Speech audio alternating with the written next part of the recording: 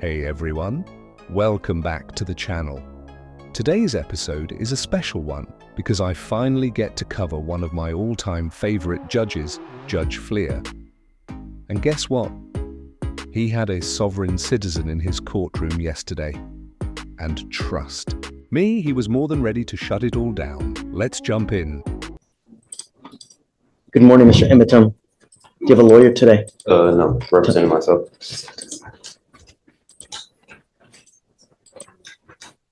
You were charged with unlawful carrying of a weapon. It looks like you also, out of the same charge, picked up a fraud as well. I mean, okay, you can represent yourself. It's your absolute right. I mean, I don't know how smart it is. Have you ever represented yourself before? Yeah, many times. And how did that go? I have many dismissals. For what kind of cases? I had a dismissal on unlawful carry before. And you represented yourself? Yes. In this court? Harris County. Just found no PC. Oh, well, I found no probable cause. That's why I got dismissed. You didn't represent yourself. I was representing myself, but the judge did find no probable cause. I found, wait, was it me? No, it wasn't you. It was. Well, I don't know. I think it was you. June 9, 2022. I found no probable cause. I think that was you. You didn't represent yourself for nothing, man. I did it. No. Okay. So, well, you can hope and wish and dream, whatever. It's easy to see why I enjoy watching Judge Fleer. He doesn't sugarcoat anything. He calls it exactly how he sees it. And today, what he sees is a crayon-eating amateur trying to represent himself in court. If you want to represent yourself, you're entitled to do that, right? But yeah, while I like to tell people it's like brain surgery. When you need brain surgery, when you need heart surgery, are you going to do that on yourself? Because you're not trained, you don't know how to perform open heart surgery. Same thing with the law. You're not trained in it. I mean, I'm assuming that you didn't go to law school, did you? How far did you get in school? I graduated school. I went to some college. How far did you get?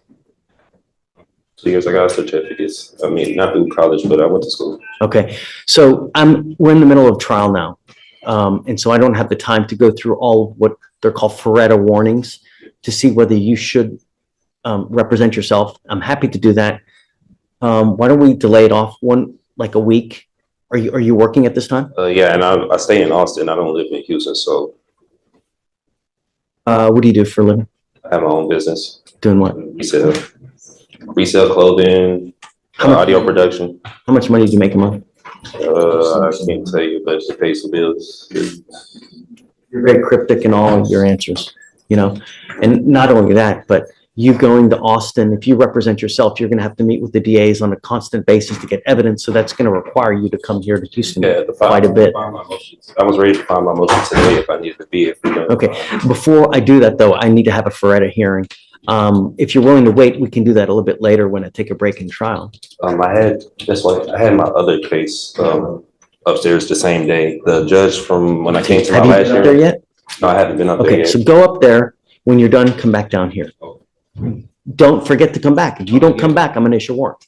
Go take care of yourself upstairs and come back. Oh, this is about to be fun, because if there's one thing sovereign citizens hate, it's a judge who laughs right in their face and tells them he's been waiting for this exact moment. Are you ready? Yes, Judge. Okay. All right. So today is September 11th, 2024. It's approximately 12:25 p.m. We are now in Court 5. In front of me, I have Eaton Emmetum, case number 2522688. Would you please identify yourself for purpose of the record? Living man eats on Amazon. Would you please raise your right hand? Do you solemnly swear to tell the truth, the whole truth, and nothing but the truth, so help you God? That you're going to tell the truth. That's it. Yes? Okay. State, would you identify? Petrov on behalf of the state. Okay, so the reason that we're putting this on the record now is Mr. Emmetum has been charged with the offense of unlawful carrying of a weapon. The case is 40 days old. It appears that probable cause has already been found. I don't know if I did probable cause on this, or if I don't know if another judge did, because I don't remember Mr. Emmett, I was out a week. Yeah, lollygagging. So let's just do it for. On August 2nd, 2024, officers observed a car without a front license plate, changed lanes without a signal, and have expired registration as of March 2023. Upon approaching, officers smelled marijuana. PC search returned 4.17 grams and a loaded Smith & Wesson handgun. Additionally, there was a backpack with 3 checks that did not belong to him. Officer called Kumamoto, who said the checks were stolen from her restaurant on July 8th. When defendant broke the front window, went to the back where the checks were kept in the office, broke the hinge of the back door and exited. So as a result, because of that, he was charged with felony fraud on that one, That's on the correct. check. Okay. Yes, he has an open case in the 182nd. Looks like he made a $15,000 bond. With us, I am going to find there's probable cause to go forward. Well, hold on a second. We'll get there. I'll let you say your piece, but do you have a Texas driver license? I have a US private property number with the FMCSA. What my vehicle was on there, it was sticker tags, everything with my business, the Emmett States. That's with the Department of Transportation. Is that from the state of Texas or from where? This is federal. This is with the Department of Transportation. Okay, but you still need a Texas driver license and you need registration and I did on all a my steps vehicle. with them because it was private property that I had. They said I didn't, if I didn't need to get registration with the state of Texas because I registered it. And they said that would be my voluntary, but since it's private property, I wouldn't have to register it. Okay. From what I know of the law, you need a Texas driver license to be able to drive. This is, what jurisdiction is this case being tried on? That's what I'm trying to, because I'm kind of don't know what it's being tried on. It's Criminal, civil? Or- criminal, yeah, or right? is it- You're facing jail time, right? I believe so. But Weren't you taken to jail? Yeah. So that wouldn't lead you to believe it's criminal, right? yeah, but under common law or is it military and tribune? Because also with Oh, I've the, been waiting for something like this for so long. This is so much fun. Judge Fleer just roasted him. He straight up told the guy that if he wants to travel, he could walk his happy self anywhere he likes, just not in a car or behind the wheel of a vehicle. That's cold, and I'm here for it. I'm just trying to see what I'm being tried on, because what I was told with the US side, I wouldn't have to register it with the state of Texas, with the registration or licensing. I do have my own place with that vehicle too as well, so. Do you need a license to drive? A Texas driver license? That's it. You either have one or you don't. The federal government has regulated to the states through the Constitution that they have allowed the states on their own initiative to create laws regarding driving on highways and byways. So that's why you see every single state has different requirements for licensing, insurance, mode of transportation. The federal government has somewhat to do with it, but by and large, they have delegated to the states that they are their own entity with regard to creating laws in their specific highways. So that's why every single state has a different type of license, different type of insurance. Like the Texas driver license is what, white, versus Arkansas might be yellow or red, or Hawaii might be. So that's every single state has their own laws with regard. In Texas, you have to have a Texas driver license. You also have to have liability insurance as a minimum in the event that you get into an accident. Those are the two main requirements that you need to drive. If you're going to drive a vehicle, it also has to be registered so that they know that you're driving the vehicle and that you own it or have the right to have that, so it's not a stolen vehicle.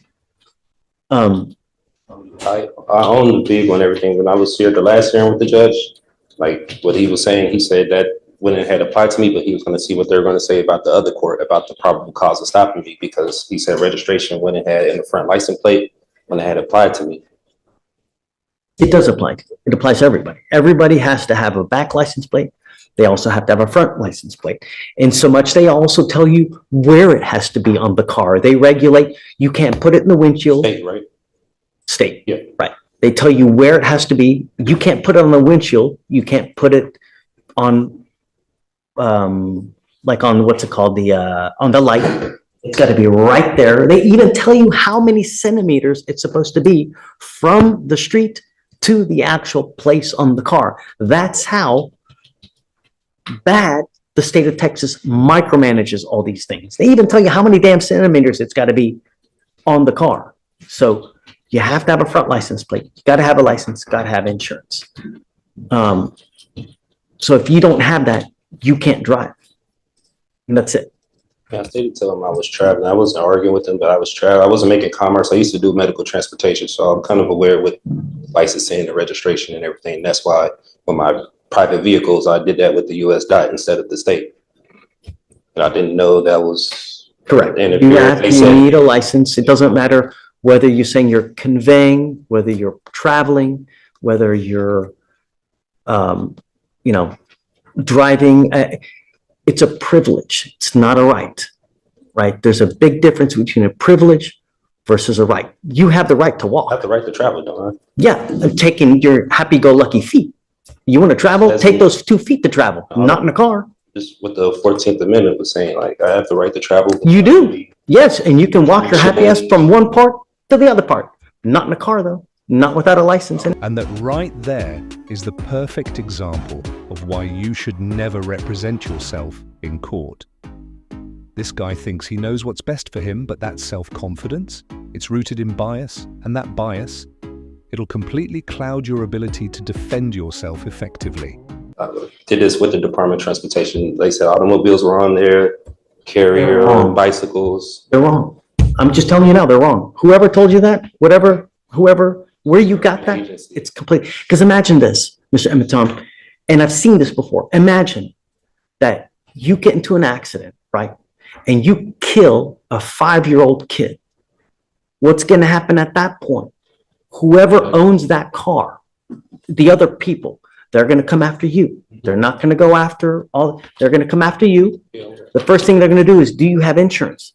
And if you don't have insurance, they're going to sue you. And then they're going to attach a lien on absolutely everything that you own to satisfy the judgment they get against you.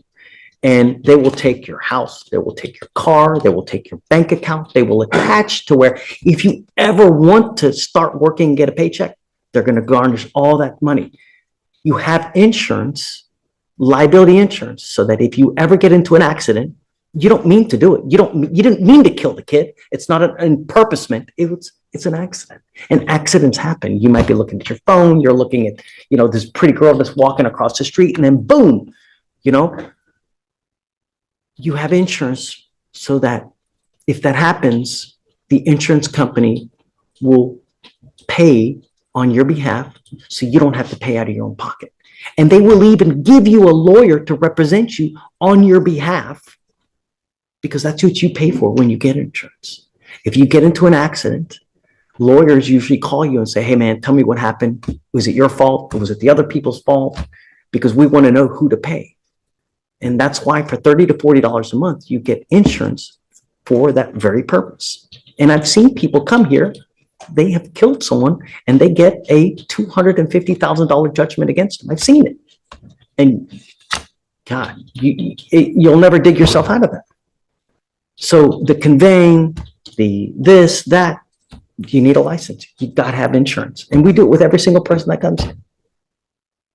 Can I say for the unlawful carry, the possession of marijuana, the person that was in the vehicle told the officer it was legal hemp that they got from the store. They have receipts and everything in Texas. You can have legal hemp. They got it from the store. He even told the officer it was theirs.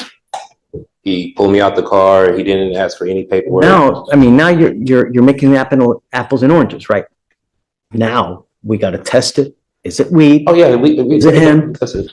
Understand that takes time, but you also need a lawyer to represent you. I found my own discovery. I was representing myself pro se. And you can do that if you want. Yeah.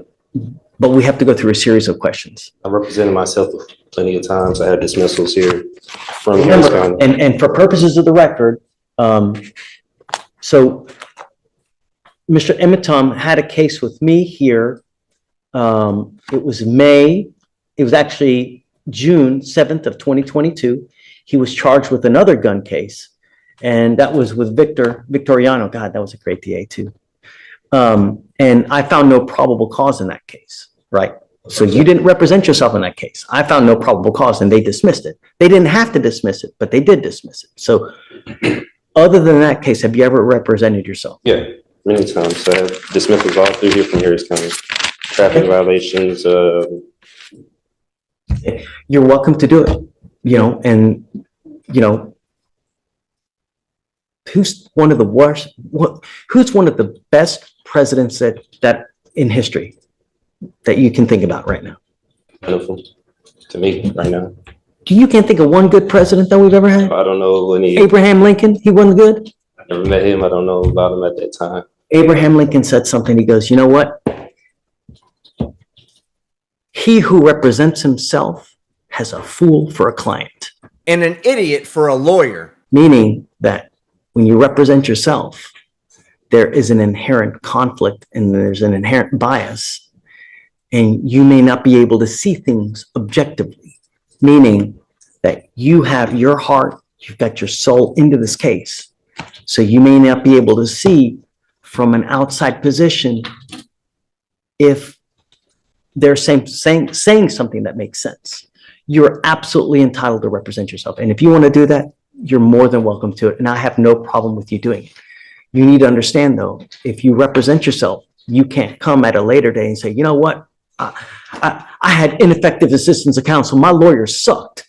Well, you represented yourself. You now can't complain about that. If you go to trial and you lose and I end up putting your butt in jail for a year, you can't complain. You're stuck like Chuck for a whole year because that's what you're facing. You're facing a year in jail and you got a bunch of other documents too that, so, My discovery from that last month that I well, filed. let's do the question. So what is your full name? Eton, she's Roque Amaton. Okay. How old are you? I'm 34. Where were you born? In America. Were you born here in Houston? Were you born in? From Texas. Okay. You read and write English, right? Yes. Okay. Do you have any learning disabilities or communication handicaps? Have you ever been declared mentally incompetent or treated for any mental health disorder? Okay. You said last time I asked you about your educational background, you graduated from high school. Graduated high school, some college. How far did you get in college? About 2.5 years. Did you do any legal courses whatsoever? Left that and I started doing medical transportation. I was taking classes for paramedics. I was just doing my basics. I was doing my basics. Studying in college. I was just doing my basics. I ain't getting into it. Yeah. Yeah, I mean, that makes sense. And when you're beginning, that's all you do anyways, right? Do you have any legal training, education, or experience? I've had experience with dealing with the court being charged before. And any other legal? Do you know about the Code of Criminal Procedure? Yeah, I'm familiar. Do you know about the Texas Penal Code? I'm familiar, but I'm not too familiar with a lot of statutes and codes. Were you here for our earlier trial? No, I went up. I know you went to the felony court, but we were in trial earlier. Did you see what happened in trial earlier? I had like a glimpse of it walking. Okay. What I'm trying to say is that the lawyers on both sides had to introduce evidence. There's a specific procedure that you have to follow to have evidence admitted. It's detailed in the codes. You have to know that because once you represent yourself, I'm going to treat you as if you were a lawyer. I will hold you to the same standard. And I'm not here to put you through law school because I have way too much drama as it is. I don't need any more drama, right? So if you don't do it the right way, I'm going to shut you down, right? I like to be nice to people, but I'm not taking you to school. Do you understand this? Do you understand the charges against you? I don't understand the nature of it. Okay, you're charged with unlawful carrying of a weapon. You're facing up to a year in jail. What they're saying is that you unlawfully had a weapon. As a result, you were charged, and now you're facing up to a year. Do you understand? Yeah, what they're telling me, but I still don't understand like why I went to jail for that. So that's why What do you not understand? the court procedures or No. I'm asking about the nature of the charges. No, it's not. Don't talk about the procedures. Don't talk about the licensing, about the conveying. Yeah, I know No. I'm getting charged for unlawful carry. And Right. the Do you understand that? yeah, what's going on? Okay. You have the right, or you understand the range of punishment that you're facing a year, correct? That's what I've been told. Okay. You have the right to court-appointed counsel. Do you want counsel to represent you? I don't want legal advice. I don't need a legal team. I just want law. If I offer you a lawyer now, would you want it? them. You really don't want a lawyer? I represent myself. I could get none more by myself. Do you understand that you will not be able to claim ineffective assistance counsel if you lose at a later time, whether it's in trial, whether it's in a hearing, whether anything? Do you understand that? What that means is that you cannot appeal this thing. If you're found guilty and you go to jail, you know, a lot of lawyers or a lot of defendants like to claim, sorry guys, I'll be 2 minutes. A lot of lawyers, a lot of defendants like to blame their lawyers for screwing up. And they say, hey man, my lawyer messed up. I can tell you, like, that's the number one thing that defendants complain about. And probably, I don't know this for sure, but I would suspect probably the number one reason why cases are overturned because of ineffective assistance of counsel, meaning that a lawyer, for one reason or another, messed up so bad that their cases have to be redone. You cannot complain about that at a later time. I've seen that many times. That's why I'm representing myself. But you can't, if you mess up, you cannot appeal this thing. Do you understand? Once, and if you are found guilty, that's it. Do you understand?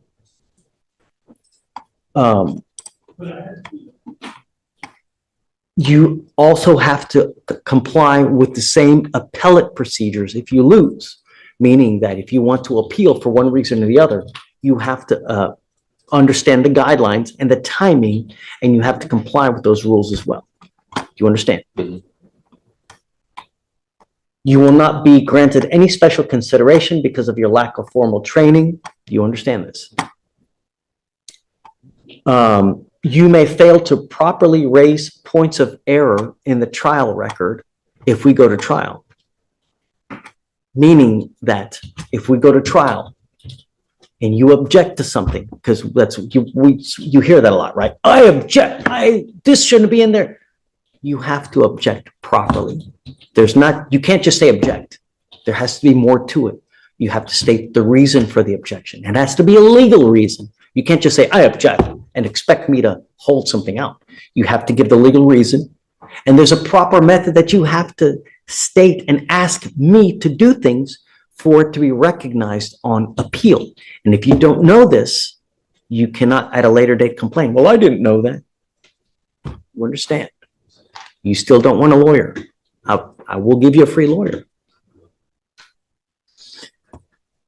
Is this voluntarily, knowingly, and intelligently made? No one's forcing you to do this. Okay.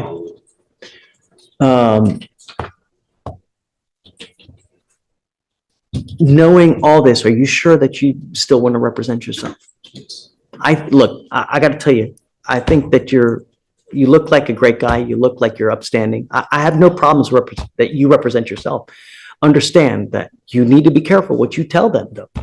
Everything that you say, even if you think you're hurting yourself by admitting one thing or the other, you could be hindering your case, meaning hurting your case, even if you think you're helping yourself. Do you understand?